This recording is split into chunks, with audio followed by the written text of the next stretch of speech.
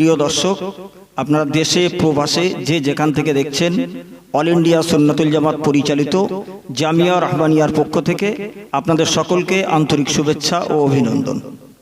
ইতিপূর্বে কুরবানি সংক্রান্ত প্রশ্ন নিয়ে আমাদের একটা পর্ব হয়েছে, সেখানে অল ইন্ডিয়া সুন্নাতুল জামাতের সুপ্রিমো জামিয়া রহমানিয়ার ডিরেক্টর মুফতি আব্দুল কাইয়ুম সাহেব হুজুর তিনি প্রশ্নের উত্তর দিয়েছেন।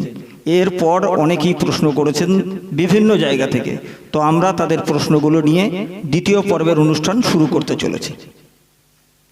আমাদের কাছে প্রশ্ন করেছেন জগদীশপুর লিলুয়া হাওড়া থেকে মোহাম্মদ সাদ্দাম হোসেন। তিনি প্রশ্ন করেছেন, আমি কুরবানিতে অংশগ্রহণ করেছি এবং কুরবানিকৃত পশুর গোশত মসজিদের মাধ্যমে ফকির মিসকিনদের বিতরণ করা হয়, তবে টিকিটের সিস্টেমের মাধ্যমে আবার মসজিদ থেকে গোশত আমরা নিয়ে থাকি। এই গোশত আমরা কি খেতে পারবো? আসসালামু আলাইকুম রহমতুল্লাহি ওয়া বারাকাতুহু। সুপ্রিয় দর্শক শ্রোতা, দূরে কাছে যারা যেখান থেকেই আমাদের এই প্রোগ্রাম দেখছেন তাদেরকে অসংখ্য শুকরিয়া জানাচ্ছি, এবং যে সমস্ত ভাইরা প্রশ্ন করে নিজেদের সমাধান চাইছেন এবং পাশাপাশি অন্য ভাইদেরও সমাধান তাতে হয়ে যাচ্ছে বা অন্যেরা উপকৃত হচ্ছেন, তার জন্য তাদেরকে ধন্যবাদ। তো এই মুহূর্তে যে প্রশ্নটি উঠে এসেছে যে কোরবানি দেওয়ার পরে কোরবানির একটা অংশ গোশত মসজিদে পাঠিয়ে দেওয়া হয়, পরবর্তীকালে মসজিদ কমিটি টিকিট সিস্টেমের মাধ্যমে ধনী দরিদ্র সকলের মাঝখানেই সেই গোশত আবার বিতরণ করেন। তো ব্যাপারটা একটু বোঝার আছে যে যারা কোরবানি দিয়েছেন তারা সচ্ছল ব্যক্তি এবং তারা দানের একটা অংশ যথারীতি দানের জন্যই মসজিদে পাঠিয়ে দিয়েছেন। পরে মসজিদ কমিটির উচিত কর্তব্য হলো যে পরিমাণ গোশত মসজিদে স্টক হয়েছে সেটাকে দরিদ্রের মাঝে বিতরণ করা। নতুন করে যারা কোরবানি দিয়েছেন তাদের কাছে তাদের মধ্যে বিতরণ করা এটা যেমন যুক্তিসঙ্গত নয়, তেমন এটা দান করার অর্থ বোঝায় না। কারণ দান করেছি মানে সেই দানের থেকে আমি আবার গ্রহণ করব, এটি মানবিকভাবেও যুক্তিসঙ্গত নয়, তেমন শরীয়তসঙ্গতভাবে বিবেকের কাছে এটি একটি তাড়না যে আমি দান করে আমি সেই দানের সম্পদ পুনরায় উপভোগ করব। এই বিষয়টি থেকে আপনাদের বেরিয়ে আসা দরকার এবং দানকৃত গোশত টোটালটাই দরিদ্রের মাঝেই বিতরণ করে দেওয়া দরকার। সচ্ছল এবং কোরবানি দাতা ভাইরা নতুন করে তার থেকে অংশগ্রহণ করবেন না, করলে পরে সেটি দরিদ্রের হক নষ্ট বা দরিদ্রের হক হ্রাস করে দেয়া হবে। এ ব্যাপারে আপনাদের এই পদ্ধতি পাল্টানো একান্ত কর্তব্য। আশা করি এতেই আপনার প্রশ্নের সমাধান এবং আপনারা যে সমস্যায় ভুগছেন সে সমস্যার সমাধান হয়ে যাবে ইনশাআল্লাহ। প্রশ্ন করেছেন ঝুরুলি উত্তর 24 পরগনা থেকে সাইফুদ্দিন মণ্ডল। যদি নাবালেগ বা মস্তিষ্ক বিকৃত ব্যক্তি সম্পদের মালিক হন তবে তাকে কি কুরবানি দিতে হবে? দেখুন, মস্তিষ্ক বিকৃত যদি হন, নাবালেগ যদি হন, তাহলে শরীয়তের কোরবানি দেওয়া যাদের পক্ষে ওয়াজিব করা হয়েছে তার মৌলিক শর্ত হলো যে আল উদহিয়াতু আলা কুল্লি হুররিন মুসলিমিন আকিলিন বালিগিন মুসিলিন, যারা স্বাধীন জ্ঞানী সুস্থ মস্তিষ্কের এবং সম্পদশালী তাদের জন্যই কোরবানি ওয়াজিব। তো এখানে যেহেতু আপনারা উল্লেখ করেছেন তিনি মস্তিষ্ক বিকৃত, ফলে তিনি জ্ঞানী নন, তিনি অজ্ঞানী, অতএব তিনি শরীয়তের মুকাল্লাফ অর্থাৎ শরীয়তের দায়িত্বপ্রাপ্ত নন, ফলে তার পক্ষে কোরবানি করা ওয়াজিব নয়। তবে তার ওয়ারিস কেউ যদি তার হয়ে কোরবানি করে দেয় তো সেটি করতে পারেন, কিন্তু যেহেতু মূল মালিক সে যেহেতু দায়িত্বপ্রাপ্ত নয়, সুতরাং এ থেকে তার উজুবিয়াত আদায় হবে না, বরং কেউ করে দিলে সেটাও মুস্তাহাব হবে। প্রশ্ন করেছেন মহিবুজ্জামান বিরা উত্তর 24 পরগনা থেকে। কুরবানির জন্য পশু ক্রয় করা হয়েছে, কিন্তু যে কোনো কারণে সেই পশু জবাহ করতে না পারলে কি করা উচিত? দেখুন, এই ব্যাপারে তিনটি পদ্ধতি। নাম্বার 1, পশুটাকে জীবিত অবস্থায় দরিদ্রকে সদকা করে দেওয়া যায়। দ্বিতীয়ত, পশুটাকে বিক্রি করে তার মূল্য সদকা করে দেওয়া যায়। তৃতীয়ত, জবাই করে সেই গোশতটাকেও দরিদ্রদের মধ্যে সদকা করে দেওয়া যায়। তবে ফুকাহাদের উত্তম মত হলো যে পশুটাকে জীবিত অবস্থায় সদকা করে দেওয়াই উত্তম ব্যবস্থাপনা। প্রশ্ন করেছেন তরিকুল ইসলাম, গয়রা, উত্তর 24 পরগনা থেকে। যাদের উপরে যাকাত ফরজ তাদের উপরে কি কুরবানি ওয়াজিব? যাদের উপরে কুরবানি ওয়াজিব তারা নিজে কুরবানি না করলে জীবিত মা বা মৃত আব্বা মায়ের নামের পক্ষ থেকে কুরবানি করা যাবে কি? দেখুন, যিনি এই প্রশ্নটি করেছেন তার প্রশ্নের মধ্যে দুটো দিক আছে। একটি দিক হলো যে যাদের উপরে যাকাত ফরজ তাদের উপরে কোরবানি ওয়াজিব কিনা, আর দ্বিতীয় প্রশ্ন করেছেন যে মৃত আব্বা মায়ের পক্ষ থেকে কোরবানি করা যাবে কিনা। প্রথম প্রশ্নের উত্তর বুঝুন। যাকাত ফরজ হয় কেবলমাত্র অস্থবর সম্পত্তির উপরে, আর ফিতরা এবং কোরবানি ওয়াজিব হয় স্থাবর অস্থবর উভয় সম্পত্তির উপরে। সুতরাং স্থাবর অস্থবর সম্পত্তির পরিমাণ যদি তার সংসার চালানোর ঊর্ধ্বে সাহেবের হিসাব পরিমাণ, অর্থাৎ বর্তমান বলতে পারা যায় 612 গ্রাম রূপোর দামের পরিমাণ যদি অর্থ তার কাছে থাকে স্থাবর অস্থবর সম্পত্তি মিলে, তাহলে তার পক্ষে কোরবানি ওয়াজিব হয়। কিন্তু যাকাত ওয়াজিব হয় কেবলমাত্র অস্থবর সম্পত্তির উপরে সংসার চালিয়ে যদি ওই পরিমাণ অর্থের মালিক তিনি হন, তবে তার উপরে যাকাত ফরজ হয়। তো পার্থক্য এটাই বলা যায় যে সকল যাকাত ফরজ যাদের উপরে তাদের জন্য কোরবানি ওয়াজিব নাও হতে পারে, কিন্তু কোরবানি আর ফিতরা যাদের উপরে ওয়াজিব হয়ে যায় আবার তাদের উপরে যাকাত ও ফরজ না হতে পারে।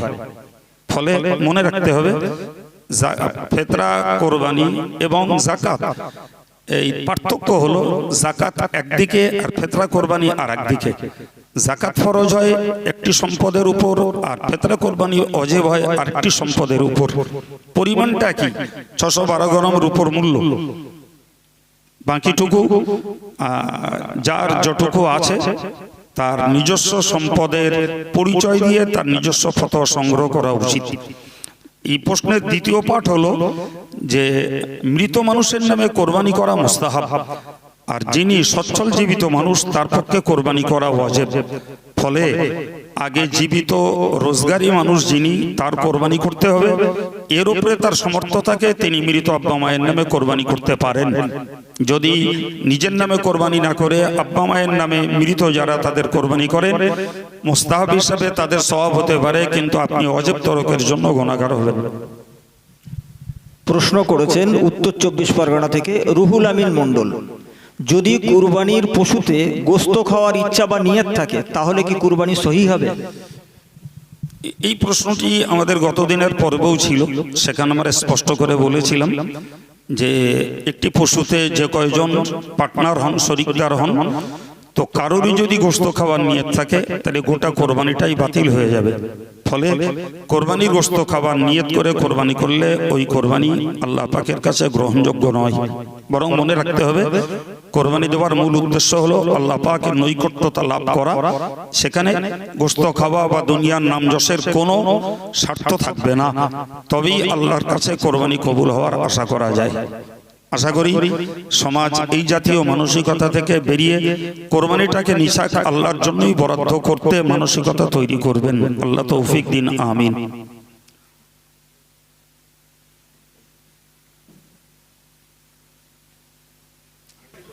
প্রশ্ন করেছেন ইয়াস আমিন হাওড়া থেকে। সর্বনিম্ন কত টাকা সম্পদ থাকলে কুরবানি দেওয়া ওয়াজিব? দেখুন, আগের একটা প্রশ্নে এই উত্তরটা ছাড়িয়েছে, তবুও আবার নতুন প্রশ্ন এসছে, আমি আরেকবার ছাড়িয়ে দিচ্ছি। সাহেবে নেশাব হওয়ার জন্য বর্তমান সময়ে 612 গ্রামের উপর বাজার মূল্য যেটা হবে ওই পরিমাণ অর্থ সম্পদ তার সংসার চালিয়ে উদ্বৃত্ত থাকলে তার পক্ষে কোরবানি করা ওয়াজিব। তবে উদ্বৃত্তের উৎস যেটা সেটা হলো যাকাতের ক্ষেত্রে শুধুমাত্র অস্থবর সম্পত্তি, আর ফিতরার কোরবানির ক্ষেত্রে স্থাবর অস্থবর উভয় মিলিত সম্পত্তির উপরে ওই পরিমাণটা দাঁড়ালে তার পক্ষে কোরবানি করা ওয়াজিব হবে এবং যাকাত দেওয়া ওয়াজিব হবে, ফরজ হবে। প্রশ্ন করেছেন আল মামুন, হারোয়া, উত্তর 24 পরগনা থেকে। একটা গরুতে দুইজন অংশীদার থাকলে একজন কুরবানির নিয়তে অপরজন আকিকার নিয়তে, এটা শরীয়তের দৃষ্টিতে কতটা সঠিক হবে? যেহেতু কোরবানির পশুর সঙ্গে আকিকা করা জায়েজ আছে, ফলে দুইজন অংশীদার থাকলে একজন কোরবানি আর একজন আকিকার নিয়ত করলে সেটি কোনো রকমের দোষের নয়, বরং অবাধে এই জাতীয় নিয়তে পশু কোরবানি তথা আকিকা করা যাবে। প্রশ্ন করেছেন মাওলানা আমিরে হামজা, নিসাপুর, দক্ষিণ 24 পরগনা। তিনি প্রশ্ন করেছেন, আমার একটি খাসি আছে যা আমি কুরবানি দেব আমার মায়ের নামে। মায়ের মৃত্যু হয়েছে, শুধুমাত্র মায়ের নামে যদি দাতা হিসেবে আমার নাম না থাকে তাহলে কুরবানিটি কি জায়েজ হবে? দেখুন, এই প্রশ্নের উত্তরও আগে হয়েছে, পুনরায় বলছি। কোরবানি দাতা যদি সচ্ছল ব্যক্তি হন, আগে তার নিজের কোরবানি দেওয়া হানাফি মাযহাব অনুযায়ী ওয়াজিব। এরপরে সমর্থ থাকলে তিনি মায়ের নামে যে কারোর নামে দিতে পারেন। সুতরাং সচ্ছল ব্যক্তি হলে একটি খাসি যেহেতু একজনের নামে হবে, সুতরাং সচ্ছল ব্যক্তি হিসাবে তাকে নিজের নামে কোরবানি করতে হবে, মায়ের নামে না দিলে গুনাহ নেই। কিন্তু নিজের নামে না দিলে তিনি কবিরা গুনাহগার হবে। ফলে তার যদি একটি খাসি থাকে তার নামেই কোরবানি করা উচিত। আর যদি তিনি সচ্ছল ব্যক্তি নন, দরিদ্র হন, শুধু মায়ের নামে মুস্তাহাব কোরবানি করেন, তো সেটা তার ব্যাপার। ইচ্ছা করলে সেই মুস্তাহাব কোরবানিটা তিনি মায়ের নামে না করে নিজের নামেও করতে পারেন। তবে আগে ভাবতে হবে তিনি সচ্ছল কিনা। যদি সচ্ছল হন তাহলে আগে নিজের নামে পরে মায়ের নামে, সচ্ছল না হলে মায়ের নামে বা যে কারোর নামেই মুস্তাহাব কোরবানি করতে পারেন। প্রশ্ন করেছেন আশিকুল ইসলাম, দক্ষিণ 24 পরগনা থেকে। কুরবানি একা দেওয়া উত্তম নাকি ভাগে দেওয়া উত্তম? নিঃসন্দেহে নিয়ত খাঁটি করে একা দেয়াই উত্তম। কারণ নিজের ব্যক্তিগত নিয়ত যদি ইখলাসের সঙ্গে আল্লাহ পাকের কুরবাত নৈকট্যতা হাসিলের জন্য দেওয়া হয়, তাহলে সেটি আল্লাহ পাকের কাছে কবুল হওয়ার উপযুক্ত বলে মনে করা যায়। কিন্তু যখনই পার্টনার নেওয়া হবে, আল্লাহ না করুন তাদের মধ্যে নিয়তের বিচ্যুতি থেকে যেতে পারে। ফলে পার্টনার নেওয়ার তুলনায় কোরবানি একা দেওয়াই সবথেকে উত্তম। প্রশ্ন করেছেন তরিকুল মণ্ডল, মালঞ্চ, উত্তর 24 পরগনা থেকে। কুরবানি দেওয়ার আগে চুল, নখ, দাড়ি কাটলে কি কুরবানির অসুবিধা হবে? দেখুন, প্রথম বলি, দাড়ি কাটার প্রশ্নটা তো না আসাই উচিত ছিল, কারণ দাড়ি এক মুষ্টির নিচে কাটা জায়েজ নয়, এটাকে আমরা খুব ভালোভাবে জানি। ফলে দাড়ি কাটার প্রশ্ন নয়, তবে এক মুষ্টির ঊর্ধ্বে যদি কেউ দাড়ি সেভ করেন সেটা শরীয়তে অনুমতি আছে। 2 নম্বর কথা হলো যে চুল, নখ, তো যারা কোরবানি দেন এদের জন্য একটা মুস্তাহাব মসলা হলো কোরবানি চাঁদ ওঠা থেকে কোরবানি সম্পন্ন হওয়া পর্যন্ত নখ চুল না কাটা মুস্তাহাব। এখন যদি মুস্তাহাব পালন করতে যে নখ চুলটা সীমা ছাড়া বেড়ে যায়, তাহলে সেক্ষেত্রে মুস্তাহাব ত্যাগ করে দিয়ে নখ চুল কেটে নেওয়াই উত্তম। আর যদি মনে হয় না আমি কোরবানি পর্যন্ত নখ চুল কোরবানি চাঁদ ওঠার পর থেকে না কাটলেও সেটি কুদৃষ্টি বা দৃষ্টিকটু দেখাবে না, তাহলে তিনি মুস্তাহাবটা পালন করলে সওয়াব পাবেন। যদি দৃষ্টিকটু দেখায় নখ চুল বেড়ে যাওয়ার পরে, তাহলে মুস্তাহাব পালন না করে নখ চুল কেটে নেওয়াই উত্তম। প্রশ্ন করেছেন নাসির উদ্দিন মণ্ডল, ঝুরুলি, উত্তর 24 পরগনা থেকে। কুরবানির দিনে হাঁস মুরগি জবাই করা যাবে কি? দেখুন, যদি কোরবানি দাতাদের সমভাবাপন্ন হওয়ার নিয়তে কেউ হাঁস মুরগি জবাই করেন, এটা চলবে না। কিন্তু এমনি প্রয়োজনে হাঁস মুরগি জবাই করেছেন বা করতে হবে, তাতে কোনো দোষ নেই। কিন্তু কোরবানি দাতাদের সমভাবাপন্ন হওয়ার নিয়ত করলে তা মাকরুহ হবে। প্রশ্ন করেছেন জাকির হোসেন, বনমালীপুর, দক্ষিণ 24 পরগনা থেকে। বিয়ের অলিমার জন্য কুরবানির গোশত সংগ্রহ করে রাখা যাবে কি? যদি তিনি সচ্ছল ব্যক্তি হন এবং তার নিজস্ব কোরবানির গোশত তিনি সংগ্রহ করে রাখেন বিয়ের অলিমার জন্য, এতে কোনো সমস্যা নেই, রাখতেই পারেন। আর যদি তিনি দরিদ্র হন আর মানুষ যদি তাকে বিয়ের অলিমা করার জন্য গোশত দিয়ে সহায়তা করেন, সেক্ষেত্রে তিনিও সংগ্রহ করতে পারেন, তাতেও কোনো সমস্যা নেই। প্রশ্ন করেছেন ইমরান মোল্লা, বোম্বাই গলিবাগ থেকে। আমি বোম্বাইতে থাকি এবং এখানে কুরবানি করি। আমার পরিবারের কোনো সদস্যের নামে বোম্বাইতে কুরবানি করা হলে তা কবুল হবে কি, অথবা বাড়িতে অন্যত্রে কুরবানি দিলে সেটাও কি কবুল হবে? দেখুন, প্রথম কথা হলো রোজগারের অধিকর্তা যিনি, কোরবানি হবে তার নামে। সুতরাং আপনি বোম্বাই বসে যদি আপনি রোজগার করেন আর আপনার নামে কোরবানি দেন সেটাও চলবে। আর যদি মনে হয় যে আপনার নামে কোরবানি বাড়িতে দেবেন তাও হবে। আর যদি এটা মনে হয় যে আমিও কোরবানি দেওয়ার সক্ষম সচ্ছল ব্যক্তি আর আমার বাড়িতে যারা আছে তাদের মধ্যেও যারা আছেন তারাও সচ্ছল ব্যক্তি, তাহলে প্রত্যেকের নামে কোরবানি করতে হবে। সে মুম্বাইতে দেন আর বাড়িতে স্বদেশে অন্যত্র যেখানেই দেন, যিনি রোজগারের দায়িত্বশীল এবং পরিবারের সকলেই যদি সচ্ছল বলে প্রতিপন্ন হন তাহলে সকলের নামেই কোরবানি করতে হবে। যেখানে দেন সেটা আদায় হবে, ওটা কথা নয়, কিন্তু কোরবানি দিতে হবে প্রথমত রোজগারের ব্যক্তিদের। আর রোজগার যার তার নামে হবে। আর অন্যদেরও যদি পরিবারের অ্যাসেট প্রপার্টি ভাগ করলে দেখা যায় সবাই সাহেবে নেশাব, তাহলে সবাইকেই কোরবানি দেওয়া লাগবে। প্রশ্ন করেছেন রাজ্জাক গাজী, হিঙ্গলগঞ্জ কাটাকালি থেকে। আমি তামিলনাড়ুতে আছি, এখানে কুরবানির গোশত জোগাড় করা কঠিন। আমরা ভাবছি গোশত ক্রয় করে খাবো। শুনেছি কুরবানির ঈদের দিনে গোশত ক্রয় করা নিষেধ, এটা কতটুকু শরীয়ত সম্মত? দেখুন, কোরবানির গোশত খেতেই হবে এমন কোনো বাধ্যবাধকতার হুকুম শরীয়তে নেই। সুতরাং সহজে যদি আপনি সঞ্চয় করতে পারলেন খেলেন, না খেলেন তাতেও দোষ নেই। এবং এরপরে যদি মনে হয় না কোরবানির গোশত একটু খাবো তো পেলে খান, যদি মনে হয় না পাচ্ছি না কো, বাজারে সাধারণভাবে যে গোশত বিক্রি হয় সেই গোশত কিনে খাবো, খেতে পারেন, কোনো সমস্যা নেই। প্রশ্ন করেছেন শরীফুল ইসলাম, বোম্বাই থেকে।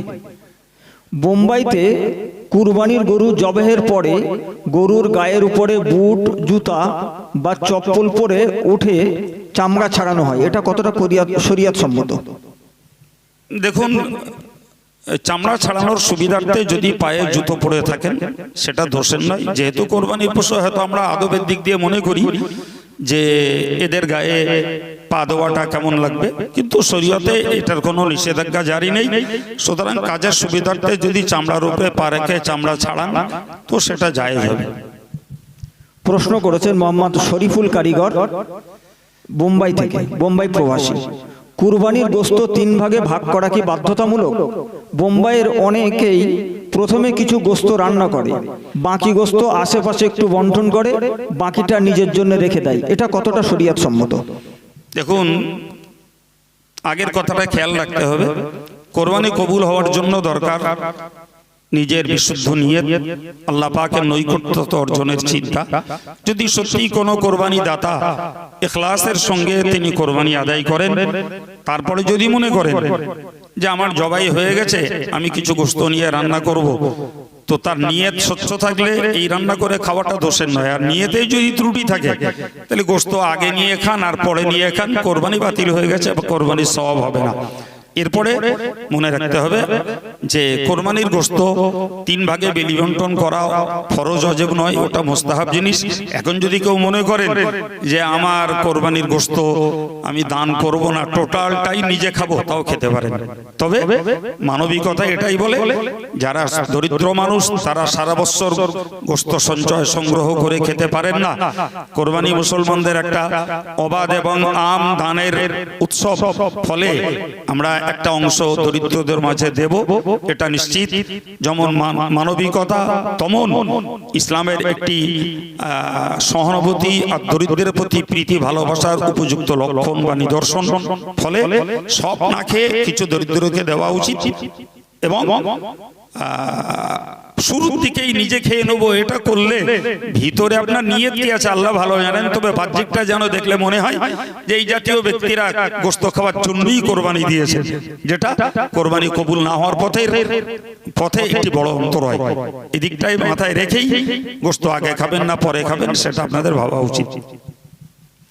প্রশ্ন করেছেন বাঁকুড়া থেকে আমিনুর রহমান।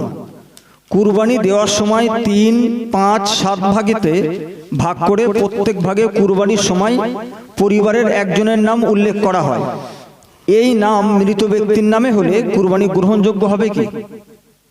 দেখুন বিষয়গুলো সমপর্যায়ে, তো 3, 5, 7 ভাগে কোরবানি করেন বা এক একজনের নাম দিয়ে করেন। আবার বিষয়টা বুঝুন, যিনি রোজগার করেন কোরবানি দেওয়ার দায়িত্ব তার। ফলে আপনি প্রতি বছর ঘুরিয়ে ঘুরিয়ে পরিবারে একজন করে নাম দেবেন, এটা কোনো বিধান নয়। বরং যিনি উপার্জনশীল মেম্বার, তার পক্ষে উচিত হলো আগে নিজের কোরবানি করা, এরপরে তিনি অন্য কারো পরিবারের সদস্যদের কারোর নাম নথিভুক্ত করে আরেকটা পার্টনার হবেন, আরেকটা অংশীদার বানাবেন, সেটা বানাতে পারেন। এবং এই ক্ষেত্রে মনে রাখা দরকার যে, আবারও বলছি, মৃত ব্যক্তির নামে ওসিয়ত না থাকলে কোরবানি করা মুস্তাহাব। সুতরাং আগে অজীবী দায়িত্ব, যেটা আবশ্যকীয় দায়িত্ব, যিনি রোজগারের মানুষ, উপার্জনশীল সদস্য যিনি, তারটা আগে আদায় করুন। তারপরে মৃত ব্যক্তির নামে যত বা সদস্য পারেন আপনারা নথিভুক্ত করুন, তাহলে ঠিক আছে। যদি নিজের উপার্জনশীল সদস্য যিনি, তিনি কোরবানি না করেন, মৃত ব্যক্তিদের নামে দিলে মুস্তাহাব আদায় হবে। অজেব তরকের জন্য নিজের উপরে গুনাহ বর্তাবে। আল্লাহ বোঝার তৌফিক দেন। মালদা থেকে প্রশ্ন করেছেন মাওলানা ওবায়দুল্লাহ রহমানী। নামাজ কালাম পড়ে না, রোজা করে না, মুখে দাড়ি নেই, এমন ব্যক্তি কি কুরবানির পশু জবাই করতে পারে? দেখুন, নামাজ পড়ে না এর জন্য পৃথক গুনাহ, রোজা রাখে না তার জন্য পৃথক গুনাহ, দাড়ি রাখে না তার জন্য ধারাবাহিক একটি পৃথক গুনাহর দায়বদ্ধ মানুষটি হয়েই যাচ্ছেন। কিন্তু কোরবানি যেহেতু পৃথক একটি নির্দেশ, ফলে সচ্ছল হলে এটা তার পক্ষে আদায় করা ওয়াজিব। তিনি মৌলিক দায়িত্ব থেকে নিষ্কৃতি পাবেন, বাকি সওয়াব দেবেন কি দেবেন না সেটি আল্লাহ পাকের দয়ার উপরেই নির্ভরশীল। প্রশ্ন করেছেন বেঙ্গলি আল সুন্না ফাউন্ডেশনের পক্ষ থেকে, বোম্বাই। কুরবানির গোশত 3 ভাগে ভাগ করা হয়, 1 ভাগ গরিব মিসকিন, 1 ভাগ আত্মীয় স্বজন, আর 1 ভাগ নিজেদের জন্য। বোম্বাইতে আত্মীয় স্বজন বলতে কারখানার কারিগর ভাইদের বোঝানো হয়। এইভাবে গোশত রান্না করে কারিগর ভাইদের খাওয়ানো কতটা শরীয়ত সম্মত? দেখুন, একটা মৌলিক জিনিস জানুন, কোরবানির গোশত ধনী দরিদ্র সবাই খেতে পারেন। ফলে কারখানার ভাইরা যারা আছেন, তারা আত্মীয় সূত্রে হোক আর বন্ধুত্ব সূত্রে হোক, আপনারা রান্না করে অবাধে তাদেরকে খেতে দিতে পারেন। এতে সমস্যার সন্দেহের কোনো জায়গা নেই। প্রশ্ন করেছেন বোম্বাই সান্তাক্রুজ থেকে মুজাফফর মল্লিক। কুরবানির গোশত ঘরে রেখে কতদিন খাওয়া যেতে পারে? দেখুন, একটা পিরিয়ডে যখন মানুষ দানের অভ্যস্ত হননি, সেই পিরিয়ডে 3 দিনের বেশি কোরবানির গোশত স্টক করার শরীয়তে অনুমতি ছিল না। পরবর্তীকালে যখন মানুষ দান করার প্রতি অভ্যস্ত হয়েছে, তখন কোরবানির গোশত আনলিমিটেড টাইম, অপরিমিত সময়, আপনি যতদিন ইচ্ছা পারেন ঘরে রেখে খেতে পারেন, তাতে কোনো সমস্যা নেই। প্রশ্ন করেছেন দেগঙ্গা উত্তর 24 পরগনা থেকে সাদ্দাম হোসেন। একজন ব্যক্তি তার বাচ্চার জন্য আকিকা করার নিয়ত করেছিলেন, পরে সেই বাচ্চাটি মারা যায়, এখন কি ওই বাচ্চার নামে আকিকা করতে হবে? এটা যেহেতু কোরবানি সংক্রান্ত প্রশ্ন নয়, তো বাচ্চাটি বেঁচে থাকলে তো আকিকা করা মুস্তাহাব ছিল হানাফি মাযহাবে। এখন বাচ্চাটি ইন্তেকাল করেছে, তো তারপরেও ইচ্ছা করলে তার নামে আকিকা করতে পারেন। তবে ইন্তেকালের পরে আকিকা করার তুলনায় তার নামে নিজের কোরবানি দেওয়ার পরে অতিরিক্ত কোনো কোরবানি দেওয়া আরো উত্তম হবে। আশা করি যারা প্রশ্ন করেছেন তারা তাদের প্রয়োজন মতো সমাধান পেয়েছেন। বাকি দুর্বোধ্যটাকে আল্লাহ পাক বোঝার তৌফিক দেন, আমিন। আসসালামু আলাইকুম ওয়া রাহমাতুল্লাহি ওয়া বারাকাতুহু। নন্দীগ্রাম থেকে একজন ভাই প্রশ্ন করেছেন, তিনি বাজার থেকে একটা গরু কিনেছেন। গরু যখন কিনেছিলেন গলায় দড়ি সহ কিনে নিয়ে এসেছিলেন। গরু কুরবানি হয়ে গেছে, এখন সেই দড়ির অবস্থান কি হবে? দেখুন, মানুষের জানার শেষ নেই, তো ফলে এটাও যিনি জানতে চেয়েছেন তার কিউরিওসিটিকে ধন্যবাদ জানাই। তো শুনুন, কোরবানির নিয়তে যখন কোনো পশু ক্রয় করা হয়, তো তার কাছে যে দড়ি থাকুক কিংবা কোরবানির পশুটা দুধ হোক অথবা তার গায়ের পশম কেটেও যদি বিক্রি করা হয়, তো নিয়তে যখন পশুটা কেনা হয় তার সঙ্গে দড়ি বলি, তার পশম বলি, দুধ বলি, সবগুলোকেই সদকা করে দিতে হবে। সুতরাং দড়িটাও দান করে দিতে হবে, বিক্রি করলে পয়সাটা সদকা করতে হবে। কেউ যদি কোরবানির পশুর দুধ খেয়ে ফেলেন, সে দুধ খাওয়ার পয়সাও তাকে দান করতে হবে। এবং পশম যদি কেটে বিক্রি করেন সেটাও দান করতে হবে। আশা করি ভাইয়ের প্রশ্নে সমাধান হয়ে গেছে। আর একজন ভাই প্রশ্ন করেছেন, তকবীরে তাশরিক পড়া ভুলে গেলে করণীয় কি? তকবীরে তাশরিক পড়া মেয়েদের উপরে ওয়াজিব কি? যদি ওয়াজিব হয় তাহলে মেয়েদের কেমন বা কতটুকু আওয়াজে পড়তে পারবে? দেখুন, তকবীরে তাশরিক ভুলে গেলে এর কোনো কাজা আছে বলে শরীয়তে তেমন কোনো বিধান নেই। এক। 2 নম্বর কথা, তকবীরে তাশরিক পড়তে হয় জমাতের নামাজের মুসল্লিদের। আমাদের হানাফি মযহাবে মেয়েদের যেহেতু নামাজের জমাত নাই, ফলে তাদের জন্য তকবীরে তাশরিক ওয়াজিব নয়। এখন যদি মেয়েরা নামাজের পড়ে তারা অনুচ্চ আওয়াজে তকবীরে তাশরিক পড়ে, তো বলতে পারা যায় তাদের জন্য পড়া মুস্তাহাব হবে।